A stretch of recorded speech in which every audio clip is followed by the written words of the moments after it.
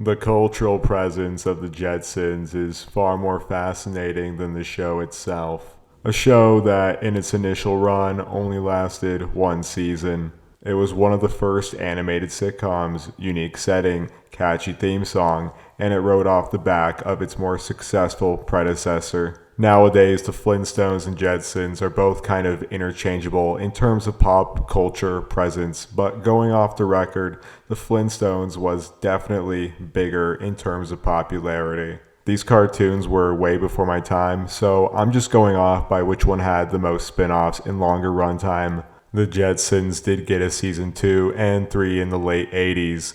Kind of the same, but with more relevance to the 80s, I guess. The storylines were a bit less sitcom-like and more childlike. In 1990, there was a feature-length Jetsons movie that was in theaters. It's alright. The animation is really nice looking, and the soundtrack by Tiffany is absolutely bitchin'. Besides that, there just wasn't enough in the movie for the public to get down with. The film flopped, and the Jetsons never really had much of a presence outside of references and such.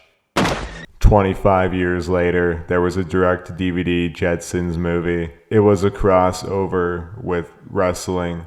Ew, people who watch wrestling smell like hot dog water. I never actually watched the movie, and yeah, that's the Jetsons in terms of the medium. A household name with a quirky premise that showcased the highs and lows of futuristic workaday world. So you might be saying, why the fuck am I talking about the Jetsons? The mainstream portrayal of the world of tomorrow will probably never be this humble again. On a subconscious level, this is probably why it was cancelled. Hanna-Barbera didn't really become a kid brand until after all of their shows for older audiences went nowhere. Hey, what is it? No, Harry, don't! Life is good! And in the early 60s, shows like Flintstones and Jetsons, as tame as they were kind of meant to be watched by the whole family. At least in their first runs, they were sitcoms.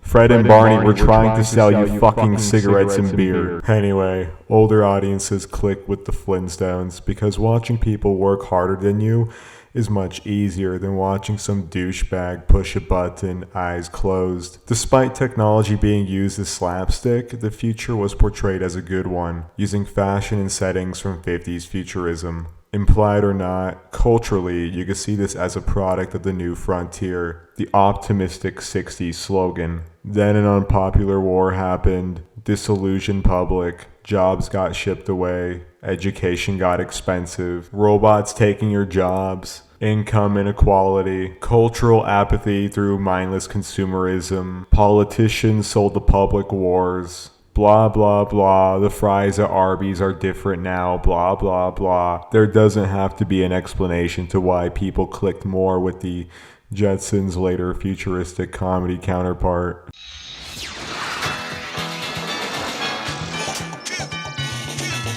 Despite the cringy early 2000s gross-out humor, Futurama's a good show, showcasing the notion that the future will most likely suck with the current status things. Daily jobs that nearly get you killed, political bureaucrats even more powerful, corporations at Orwellian levels. Futurama is a goofy comedy, but it at least acknowledges that technology getting better doesn't automatically help culturally bankrupt societies. Now, I know it's cringe to compare a show from the 60s to one like 40 years later, but I think this comparison is a quick symbol that the public likes to watch dystopias, not utopias. Fiction depicting horrible futures was always around, but it was mostly consumed by nerds.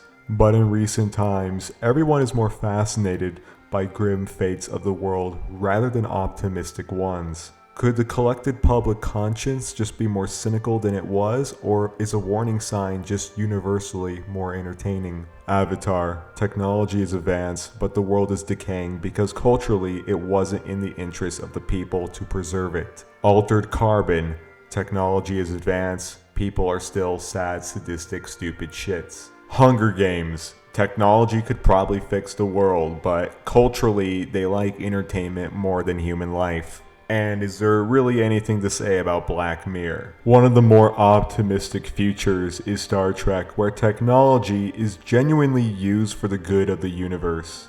I'm not gonna act like a Trekkie because I've only seen a few episodes of the many series, but yeah, it does the optimistic future thing right because it allowed the importance of ideology, philosophy, and culture advancing with the technology. The machine has to have heart. Dystopians are very entertaining, and I think most people would agree. This even goes outside of violent action dramas. Around the same time, there were 2 animated CGI movies, Meet the Robinsons, a future that's colorful and whimsical, and then there's WALL-E, a bleak future treated with neglect. Nobody gave a rat's ass about the Robinsons and cared more about WALL-E, so even younger audiences find dystopias more entertaining. I'm not saying positive futures in media can't work, but it has to be like Star Trek and have a moral backbone. I will say one thing about dystopian fiction. It best works with an optimistic lens or ending.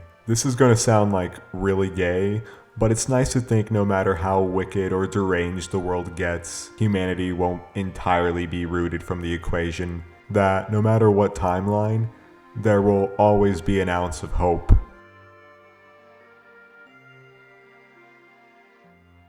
Anyway, the fucking Jetsons. I know it's a bit Reddit tier to compare modern dramas to a 60s comedy sitcom, but it's fascinating to see the receptions of audiences throughout time, especially since the show only lasted 1 season. Now, the biggest reason why it was cancelled was because most people had black and white TVs, which made it really hard for people to really get the futuristic context of most of the show. But the humble setting is probably why people didn't urge for it to come back, especially in the later years. Robots are taking people's jobs.